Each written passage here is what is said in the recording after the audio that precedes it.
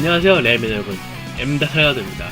먼저 죄송하다는 말씀을 드리고 싶은데, 우리가 지난해에 마사를 하고 싶었는데, 날씨가 구려가지고, 지금 제비 발모가지에 우리가 서신을 적어서 부르는 식으로 진행을 하고 있는데, 제비가 못 날았어. 그래가지고, 한 주를 어쩔 수 없이 쉬고, 드디어 제비가 태업에서 돌아와서, 첼시 선수들처럼 열심히 해가지고, 다시 마사를 하게 되었습니다. 지금 이 마살 토크가 녹음되는 시간은 UEFA 유로 2016이 4강 경기만을 남겨둔 시점입니다. 그래서 이번 해에는 지금까지 있었던 유로 대회에서 우리가 개인적으로 생각했던 거나 인상 깊었던 점을 이야기를 나눠보도록 하겠습니다. 먼저 우리 마살 토크 언제나 도와주시는 토티님을 모시겠습니다. 네, 여러분 안녕하십니까. 토티 나왔습니다.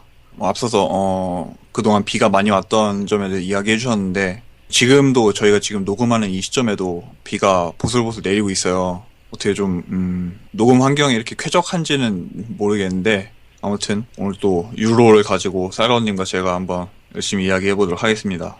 네, 앞서 말했듯이 유로 2016 지금 4강 대진도 흥미진진한데요. 먼저 한쪽은 형제 더비라고 하더라고요. 포르투갈과 웨일즈, 호날두와 베일의 대결이 준비되어 있고요. 다른 쪽은 축구 명가들이죠. 독일과 프랑스, 우승 후보로 지목됐던 두 팀이 이제 결승전을 앞두고 진짜 미리 보는 결승전 같은 분위기의 경기를 앞두고 있습니다. 이렇게 지금 올라올 팀 올라오고 재밌는 경기도 준비되어 있는데, 우리 레알 마드리드가 속해 있는 스페인 국가대표팀은 16강에서 짐을 쌌어요. 우승 후보로 평가되었는데 크로아티아전부터 좀 삐걱대더니 이탈리아전에서 그냥 완전히 무너지고 말았습니다. 스페인의 몰락은 고인물이 썩는다는 좀 그런 단적인 예를 보여준 이번 사례가 아닌가. 2년 전의 실패를 델보스케 감독이 별 다른 대비책이나 변화 없이 그대로 답습을 했고, 그런 결과가 그냥 고스란히 나온 것 같아요. 예. 쌀가운님 어떻게 보셨나요? 저는 고인물이 썩는다 이야기도 맞고, 보다 감독이 자기의 좀 고집을 막판에 좀 바꾼 게 문제가 되지 않았나 이렇게 생각을 하고 있어요. 저는 유로 본선으로 향하는 그런 예선전과 그리고 틈새에 있는 친선 경기, 이 경기를 통해서 국가대표팀이 전술적 철학을 확립시키고 대회를 준비를 해야 한다 이렇게 생각을 하는데, 델보스케 감독이 그 유로 명단 뽑을 때부터 좀 달랐죠. 유로 예선 내내 써먹던 파코 알카세르나 우리 팀의 이스코, 이런 선수들을 안 썼어요. 그러니까 뽑질 않았어요. 그리고 예선 내내 계속 부스케츠와 발을 맞춰왔던 코케, 이 친구들은 정작 본선에서는 쓰질 않고, 그러니까 비록 그 스페인 대표팀이 누가 나와도 탄탄한 팀이긴 하지만은 이렇게 유로를 바로 앞에 두고 선수 명단을 바꾸고 약간 그 선수 구성을 바꿔서 전술적인 스타일을 바꾼다는 게, 저는 이 팀이 지금까지 계속 쌓아 올라온 거를 무너지게 하는 요인이 아닌가 이렇게 보고 있습니다. 반대로 이번에 스페인을 잡았던 이탈리아 같은 경우에는 그 콘테 감독이 부임 시부터 자기는 수비도 수비지만은 결국은 상대를 쌈 싸먹을 수 있는 궁극적으로 4-2-4 전술을 원한다 이렇게 얘기를 했었는데, 결국 근데 이제 예선 진행하면서 약간 전술적이나 선수 구성적인 한계에 부딪히면서 전술 좀 계속 테스트를 했죠. 3-4-2도 해보고 3-5-2도 해봤는데, 이제 본선 전술을 3-4-3으로 확정지은 상태에서 중원에 두 선수였던 베라티와 마르키쇼가 동반으로 부상을 당하고, 바로 다음으로 준비했던 플랜 B인 3-5-2, 자키린을 활용하는 3-5-2를 통해서 그런 공격의 수를 한 명 줄이는 대신에 중원의 밀도로 높이고, 결과적으로 8강에서 패퇴를 했지만은 독일과 아주 막상막하의 승부를 펼치는 등 그런 좋은 모습을 보였는데, 그런 면에서 이 델보스케 감독이 막판에 자기의 그런 구성을 바꾼 게 이거를 고집이라고 해야 할지 변덕이라고 해야 할지 모르겠지만은 좀 아쉽다고 봅니다. 네. 이번 대회 본선에서 스페인 모습을 보면 델보스케 감독이 중간중간에 후반 한 막바지쯤 들어서 브루노를 교체 투입하면서 투볼란치로 중원을 재편을 하고 이니에스타를 앞선에 배치하면서 이제 조금 더 골문에 다이렉트한 그런 플레이를 시도하면서 이것저것 나름대로의 좀 연구와 노력을 보여줬다고는 하는데, 사실 이렇게 이번 스페인만큼 플랜 A가 확립이 되지 않은 상태에서 그냥 선수들을 끼워 맞추는 식으로 이런 식으로 운영하는 거는 델보스케 감독이 2010년대 초반 이제 월드컵이나 유로에서 거뒀던 성공을 다시 재현하는 거는, 그런 방식은 좀 이제 구식이다. 근데 델보스케 감독은 사실상 발전이 없었고, 선수 발탁 과정에서도 앞서 말씀해주신 것처럼 논란이 있었고, 그런 좀 총체적인 문제들이 결합이 돼서 16강 광탈이라는 그런 결과가 나왔던 것 같고요. 그리고 콘테 감독 이탈리아 이야기도 해주셨는데 저는 이번 대회 이탈리아의 축구에 굉장히 큰 인상과 감명을 받았어요. 정말 팀 단위의 시너지가 얼마나 무서운 건지를 잘 보여준 모범 사례라고 보고 아주 잘 짜여져 있고 전술적으로도 모든 경우의 수에 다 대비가 되어 있다라고 느껴질 만큼 조직적이고 단합된 힘을 잘 보여준 그런 이탈리아였는데 그 또 하필 우승 후보급이라고 하는 독일을 만나서 떨어진 게 이번 대회에서 이제 더 이상 이탈리아 축구를 못 본다는 게 저는 굉장히 많이 아쉬워요. 또 감독인 콘테도 이제 이번 대회를 끝으로 이제 지휘봉을 내려놓게 됐는데 팀 전체가 조직적으로 공통의 목표와 철학, 플레이 목적을 가지고 시너지를 냈을 때 선수 개개인의 좌우되는 게 아니라 대회 중간중간에도 핵심급 선수들이 일부 빠지는 와중에도 결국 끝까지 단단한 전력을 발휘하는 거 보면 참 축구라는 스포츠에서 팀이 갖는 그런 힘과 그 미라고 해야 되나요? 좀 그런 거를 잘 보여준 팀이었다라고 저는 개인적으로 생각합니다. 뭐 콘테 감독이야 뭐 전술적으로 고집이 있고 하지만 그만큼 높은 수준의 팀을 만들 줄 안다는 거는 유벤투스 시절부터 증명이 되었던 사실이죠. 뭐 피를로를 배척했다느니 너무 유벤투스 선수들만 뽑았다느니 이런 얘기도 있는데 아무래도 유로 같은 대회는 단기전이니까 서로 익숙한 얼굴들이 있는 게 팀을 꾸리기에 더 편할 것이었다고 봐요. 저도 그렇기 때문에 백업 수비수로 다른 선수도 아닌 이제 안젤로 오고본나를 뽑았었죠. 그 이유가 자기가 유벤투스 감독했을 때 3백 같이 해본 적이 있었어. 그러니까 유벤투스식 3백에 익숙한 선수이기 때문이니까 이렇게 뽑았고 그 미드필드 에스트라로 역시 같은 이유죠. 이 사람들이 뽑을 때 아니 이 유벤투스 주전도 아닌 애들이 왜 뽑힌 거야 했는데 이번에 유로에서 그런 경기력 보면은 아 이래서 뽑았구나 이렇게 동의가 갈 정도로 좋은 모습 보여줬고 콘테 감독은 이제 유로에서 자기 전술적 역량을 충분히 드러냈다 보고 이제 앞으로의 이제 첼시의 감독으로 부임할 텐데 첼시에서는 또 어떤 모습 보일지 궁금하네요. 첼시에서도 3백을 쓸지 아니면은 현재 있는 선수들로 이제 또 다른 새로운 전술을 만들지 미가 기대되는 감독입니다. 이탈리아가 이번에 그 대회 중간중간에도 뭐 거의 에이스급으로 활약했던 칸드레바라든가 뭐 중원에 이제 뭐 정신적 지주처럼 이제 역할을 하는 데로시 이런 선수들도 중간중간에 빠지면서 좀 전력 출혈이 있었는데 앞서 제가 이야기한 것처럼 감독이 팀을 얼마만큼 잘 주조를 해내고 그 안에 이제 선수들에게 역할을 부여하면서 팀 단위의 조직과 시너지를 극대화시켰을 때 힘이 얼마나 잘 나오는지 그런 핵심급 선수들이 빠졌어도 그렇게 표가 많이 안 났다고 보거든요. 칸드레바 자리에는 뭐 플로렌치라든가 뭐 데실리오 뭐 이런 선수들도 측면에서 굉장히 잘해줬고 또 최전방에도 보면 이탈리아가 이번 대회 사실 좀 골짜기 세대라고 혹평까지 들을 만큼 최전방에 좀 무게감이 많이 떨어진다는 이야기가 많았는데 그런 와중에도 펠레나 에데르 같은 선수들은 뭐 전방에서 자기 할 몫 충분히 해줬다고 보고 뭐 독일전에서 승부차기 실축은 좀 뼈아프지만 그래서 뭐 이탈리아는 정말 떨어졌지만 저는 박수 받아 마땅한 그런 팀이라고 저는 개인적으로 생각을 하고요. 바르잘리가 경기 끝나고 인터뷰한 거 보니까 많이 아쉽다라고 이야기를 하면서 우리가 지금까지 잘했지만 8강에서 떨어졌기 때문에 8강에서 떨어진 팀은 아무도 기억을 해주지 않는다 뭐 이런 식으로 아쉬움을 토로했더라고요. 아무래도 바르잘리는 이번 유로 끝으로 국대표 은퇴를 선언한 선수이기 때문에 더욱 이번 유로에 대한 열망이 컸을 텐데 아쉽게 되었죠. 부폰은 은퇴하나요? 사실 원래 나이로 따지면 당장 지금 은퇴를 해도 이상할 거 없는 나이긴 한데 기량 자체가 이번 대회에서도 증명을 했듯이 충분히 아직 탑 레벨에서 경합이 가능한 그런 수준이라서 기량이 뭐 1, 2년 사이에 확 그렇게 꺾이지 않는 이상 당분간은 좀 계속 볼 수 있지 않을까. 저도 월드컵까지 하겠다고 했던 걸 들은 것 같아가지고 이제 이탈리아 이제 다음 감독도 그 토리노 감독했던 감독이었는데 누구지? 벤추란가? 그 사람일 텐데 그 사람도 이제 수비와 역습 전술에 일가견이 있는 감독이기 때문에 기대를 해보겠습니다. 네, 이번에는 4강 대진에서 이야기를 해볼 텐데요. 먼저 브라더 더비라 불리는 포르투갈과 웨일즈에 대해 얘기를 좀 해봅시다. 지금 웨일즈 같은 경우에는 베일과 램지의 맹활약을 통해서 4강까지 왔는데 첫 진출의 4강인 걸로 아는데요.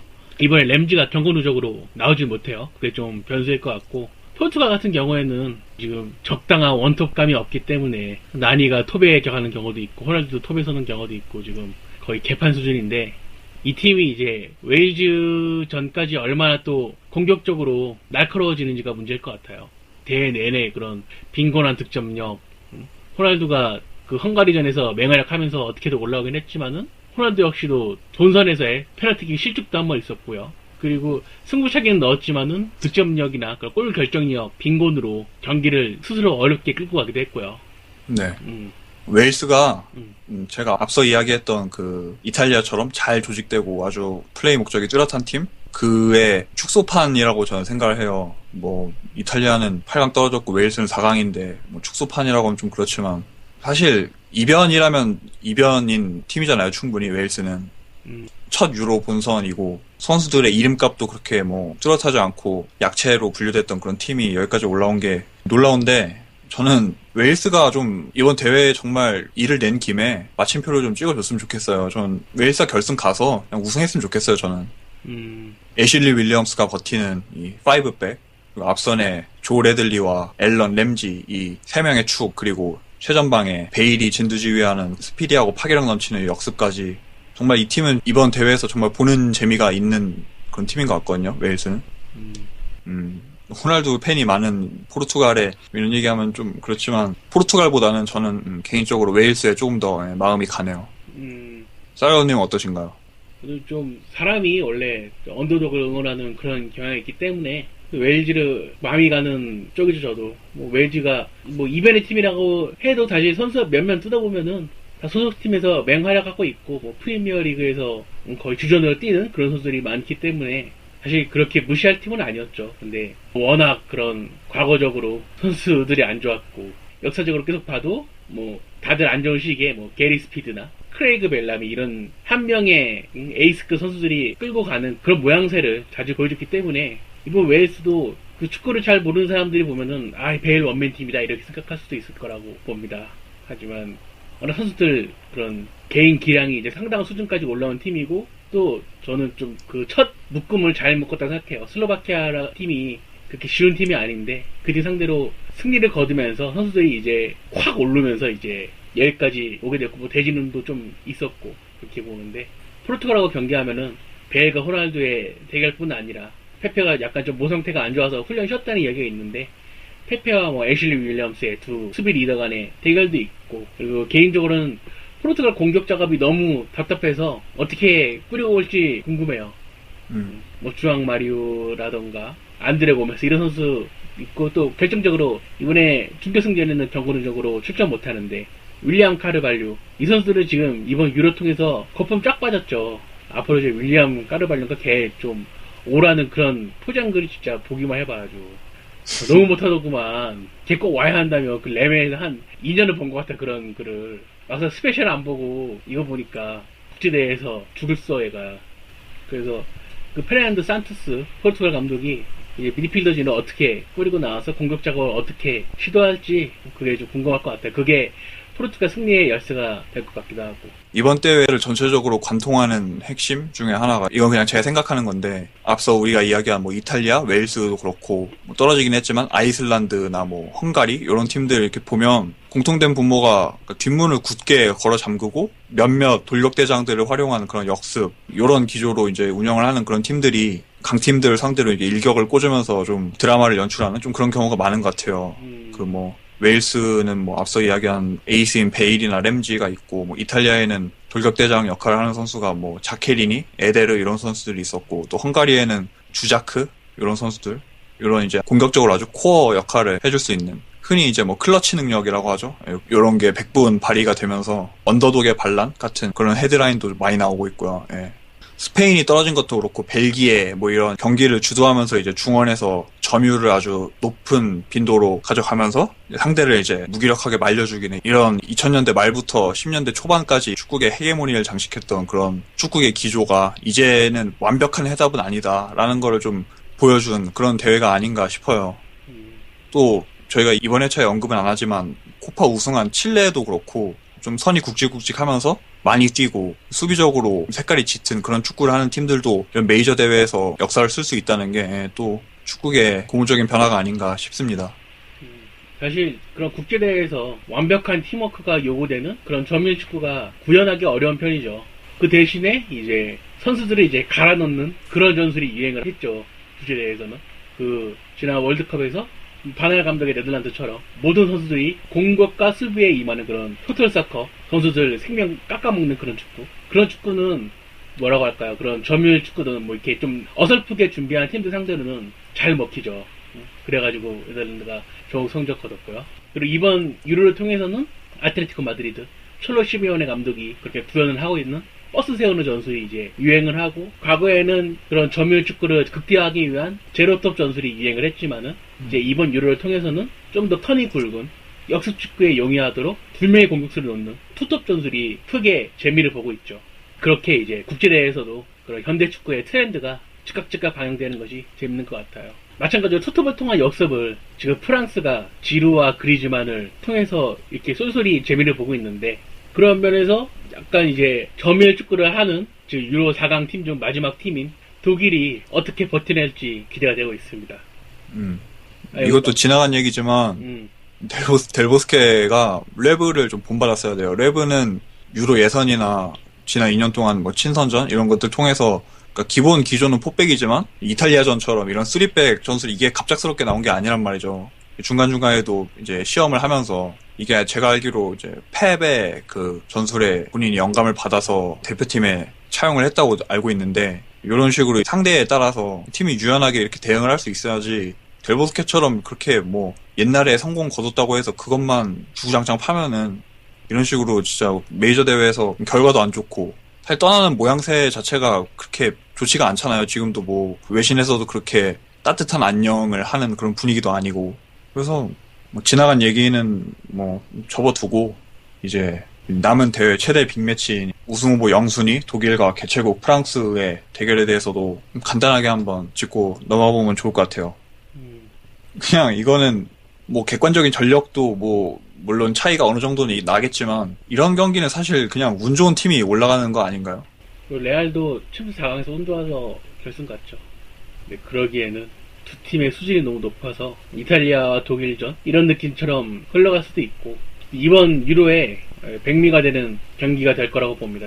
가장 전술적으로 높은 팀들이 이런 상위의 그 결승으로 가는 마지막 관문에 서로 맞붙기 때문에 서로 뭐 굳히기로 가지도 않을 거고, 그러니까 사람들이 이제 이탈리아 독일전에서 좀 수비적으로 대단한 경기를 봤다면은 이번 독일하고 프랑스전에서는 좀 공격적으로 재밌는 경기가 되지 않을까. 근데 승부차이까지는 안 갈 것 같아요, 저는. 근데 연장전은 갈 수 있는데 승부차이까지는 안 갈 것이다. 대신에 골이 이제 몇 골 좀 1대1 정도는 아니고 3골 이상 나지 않을까, 이렇게 저는 기대를 합니다. 다만 이제 독일은 뮬러와 이런 괴체 이런 선수들이 좀 침묵을 하고 있다는 게 아쉬운 점이고, 프랑스 경우에는 역시나 포그바의 기복이겠죠. 포그바가 얼마나 기복 없이 활약을 해주면서 이번 대회를 통해서 새로운 에이스로 떠오르는 디미트리 파에가 얼마나 잘 앞선에 지루와 그리즈만을 도울 수 있는지, 이게 이제 양 팀의 승부 포인트가 되지 않을까 이렇게 보고 있습니다.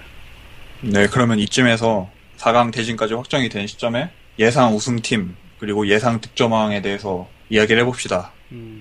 쌀거님 어떠신가요? 저는 득점왕은 그리즈만이 할 것 같아요. 하지만 우승은 포르투갈이 하지 않을까 이렇게 봅니다.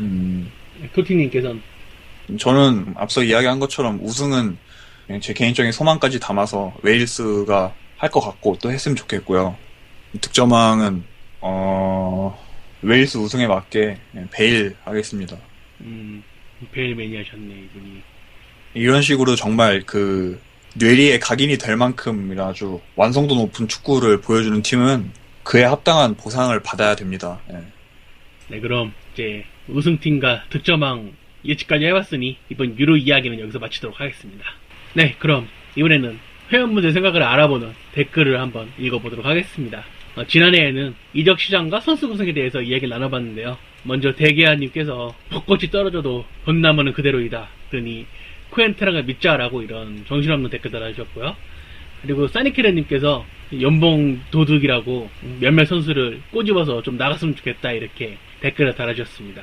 그리고 푸야님께서는 포지션당 1.5명씩은 주전급이 있어야 한다. 그렇기 때문에 3위드 체제로 갈 거면은 최소 4명급은 주전이 있어야 한다. 이렇게 의견을 달아주시면서 포그바가 아니더라도 중앙에서 그런 크로스, 카세미르, 모드리치와 함께 할 수 있는 그 정도 수준의 미드필더가 영입됐으면 좋겠다. 이렇게 댓글을 달아주셨습니다. 네.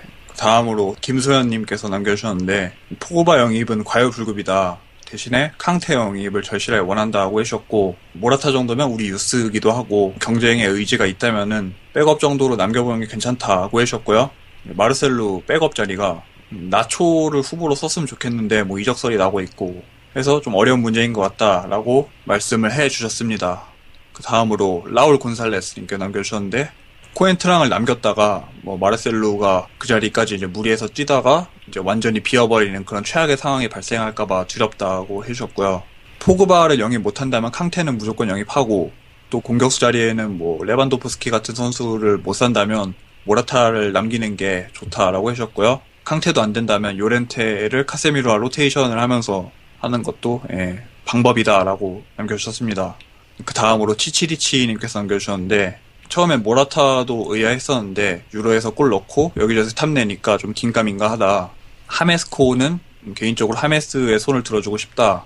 보텐도 하메스가 훨씬 커 보이고 이스코는 레알에서 주전은 힘들어 보인다고 해주셨고요. 포그바 같은 경우는 선수 자체는 좋은데 뭐 에이전트나 유벤투스나 너무 고자세로 나오는 게 못마땅하다. 본인도 너무 도도하게 구는 게 못마땅하다라고 남겨주셨습니다.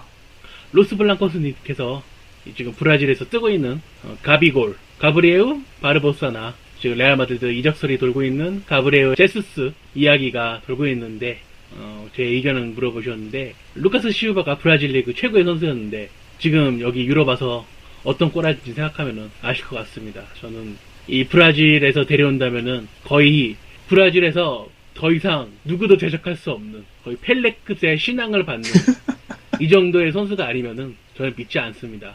그러니까 네이마르 정도 돼야 와서 좀 비벼보는 거지, 네이마르도 바르셀로나 와서 티키타카 하는 건 아니잖아요. 그러니까 얘네가 뭘 믿고 와서 기회를 줍니까? 호빈이도 와서 한 2년 잘하고 그 다음부터는 그냥 보통 선수 됐어요. 그래서 저는 저 남미 선수는 믿지 않습니다. 네, 그리고 이어서 백공님께서는 공격수, 레프트백, 그리고 피보트의 영입이 필수가 될 것이다, 이렇게 예상을 하셨고요. 그리고 지금 영입 징계도 있고 클럽 월드컵도 나가야 하니까 프리메라리가 선수 제한이죠. 25명을 꽉꽉 채워서 시즌을 운영했으면 좋겠다, 이렇게 말씀하셨는데 저도 25명 꽉꽉 채우는 스쿼드로 운영하는 게 맞다고 봅니다. 뭐 어떤 감독은 선수들의 뭐 동기부여나 낭비되는 선수들이 있기 때문에 선수단은 수를 좀 줄이는 게 좋다, 이렇게 생각하는 사람도 있는데 그거는 선수 생각이고, 그러니까 못 뛰는 건 선수가 못해서 하는 거고, 감독은 자기한테 주어진 권리를 최대한 이용해야죠. 25명 꽉꽉 써야 합니다. 그리고 참치마요님께서는 벤제마를 확실하게 밀어낼 선수가 아니면은 뭐 모라타 정도로 만족한다 공격수는, 이렇게 댓글 달아주셨고, 또한 코엔트랑이 있어도 백업은 괜찮은 것 같다. 어차피 지금 문제는 마르셀로가 누웠을 때 코엔트랑이 똑같이 부상을 당하기 때문에 그게 아쉬운 점이다, 이렇게 댓글 달아주셨는데, 이 코엔트랑 이 친구가 레알 마드리드에 남아있는 이유는 거의 대부분이 연봉 때문이죠. 지금 벤피카로 돌아가고 싶어 했는데 벤피카가 연봉을 못 맞춰준다 그랬어. 이거는 한 2년 전 여름에 계속 나오던 문제예요. 벤피카는 코엔트랑한테 몸값을 깎고 오라는 거야. 근데 코엔트랑은 그게 싫어서 레알 마드리드에 남겠다는 그런 자세예요.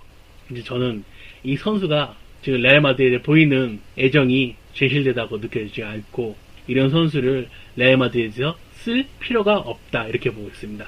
그리고 이스코와 하메스 뭐 둘 중 한 명이 떠나면 하메스가 나올까 생각이 든다, 이렇게 댓글 달아주셨는데 제 생각에도 그럴 것 같습니다. 지금 이스코 같은 경우에는 백업으로라도 지금 레알 마드리드 남고 싶다, 이런 말을 했는데 하메스는 그런 말도 안 했죠. 감독이 자기 좀 가치를 몰라준다, 이런 얘기만 하는데 그거죠. 지금 레알 마드리드라는 팀이 하메스에게 있어 더 이상 꿈의 구단이 아니고 자기가 못 뛰어서 지금 그냥 불쾌하다, 이것뿐인데 저는 그런 선수에 대해서 마음을 내줄 필요가 없다고 봅니다. 네. 네, 그 다음으로 마르쿠스 요렌테님께서 남겨주셨고요. 포그바 오는 건 찬성도 반대도 아닌데 대신에 기존의 중추인 크로스나 모드리치에게 영향을 끼치는 거는 또 바라지 않는다. 모라타는 반드시 팔아야 할 자원은 아니지 않냐. 마땅히 데려올 수 있는 매물도 없는 상황이라면 벤제마를 긴장시키는 용도로 모라타를 남기는 게 좋고, 또 지단이 그 정도의 기회는 모라타에게 줄 거라고 본다라고 남겨주셨습니다. 그 다음으로 나의 영웅 메카님께서 포그바가 들어온다면 분명 제2의 베컴이나 오웬처럼 될 것 같아서 불안한 느낌이 든다고 하셨고요. 제가 이야기한 것처럼 레알 마드리드가 일단 지르고 차후에 생각하는 게 과거의 스타일이었지만 이제는 좀 변화가 필요하다. 이전의 과오를 되풀이해서는 안 된다고 본다. 또 이스코가 남고 하메스가 떠나는 게 최선의 선택이라고 생각하고 챔스 결승에 이스코를 투입시킨 지단 감독 또한 같은 생각을 할 것이다 고 해주셨고요. 그리고 이번 유로에서는 이분이 슬로바키아에 출장을 다녀오셔서 슬로바키아의 선전을 기대한다고 해주셨는데 떨어졌죠. 네. 마지막으로 라울 데 토마스님께서 남겨주셨는데 포그바는 물론 오면 좋지만 영입에 뭐 시간이나 자금이 너무 많이 소비될 것 같아서 걱정이다. 또 벤제마 백업이나 마르셀로 백업 영입은 필수인데 모라타는 아니라고 보고 코엔트랑은 부상으로 유로에도 낙마를 한 거 보면 내구성이 끝난 게 아닌가 싶다고 해주셨고요. 이번 유로에서는 포르투갈 응원하려고 했었는데 헝가리전 보고 마음을 접었습니다. 호날두도 정상이 아닌데 16강에서 크로아티아 만났다가 뭐 어떻게 될지 모르겠다고 하셨는데 예, 저희가 2주 지난 시점에 포르투갈이 4강까지 왔습니다. 네. 포르투갈 대단한 팀이네. 네, 이렇게 댓글 다 잘 읽었습니다. 다음에는 그때쯤이면은 뭐 유로 4강 하고 있겠죠. 그러니까 뭐 유로 상황에 대한 이야기나 아니면 유로에 대한 뭐 개인적인 감상 이런 거 적어주시면 감사하겠습니다. 네, 저는 개인적으로 아이슬란드의 그 선전이 눈에 띄더라고요. 풋백이 있고 그 위에 이제 군나르손과 시그루드손 두 명의 미드필더가 거의 센터백 라인까지 엄청나게 수비 가담해주면서 역습을 이끄는 그런 모습이 정말 멋있었고, 군나르손은 그 유로에서의 활약만 본다면은 조금 더 높은 레벨의 팀에서 뛰어도 되지 않을까 이렇게 생각이 듭니다. 전 그래서 만약에 더 큰 팀으로 올 수 있다면은 좀 레알 마드리드 왔으면 좋겠다 이런 얘기도 좀 하고 싶네요. 솔직히 뭐 이번 유로 통해서 좀 개인적으로 놀랬던 그런 게 있었나요? 감명 깊었던 거? 감명 깊었던 건 앞서서 말한 이탈리아가 있고요. 그 경기가 끝나고 제가 기사에서도 뭐 이탈리아가 탈락에도 불구하고 뭐 아주 눈부신 선전을 보였다, 뭐 박수 받을 만한 뭐 그런 대회를 했다라고 이제 뭐 기사 원고도 쓰고 그랬었는데, 또 선수는 웨일스의 센터백인 애슐리 윌리엄스, 이 선수는 사실 뭐 수완지에서 뛰어서 뭐 국내 팬들한테 많이 알려져 있긴 했었지만 진짜 이번 유로를 기준으로 해서는 뭐 거의 완벽한 센터백이더라고요. 뭐 세트피스 올라와서 골도 넣고 리더십도 있고 카리스마도 있고 뭐 태클링이나 뭐 데인마크도 아주 훌륭하게 잘 해내고 있고, 웨일스가 만약에 이번 4강에서 떨어지더라도 애슐리 윌리엄스는 뭐 대회 베스트 수비수로 꼽아도 무방한 수준이 아닌가 싶네요. 네, 이렇게 소진 이야기까지 들어봤는데요. 이번 유로 뭐 재미없다, 인정제이 너무 많다, 막 이런 얘기가 많지만은 그래도 뜰 놈은 뜨고 재미있는 팀은 재밌고 감동적인 친구는 감동적입니다. 그러니 마지막까지 유로 꼭 같이 즐겨주십시오. 그럼 다음에서 뵙겠습니다. 감사합니다.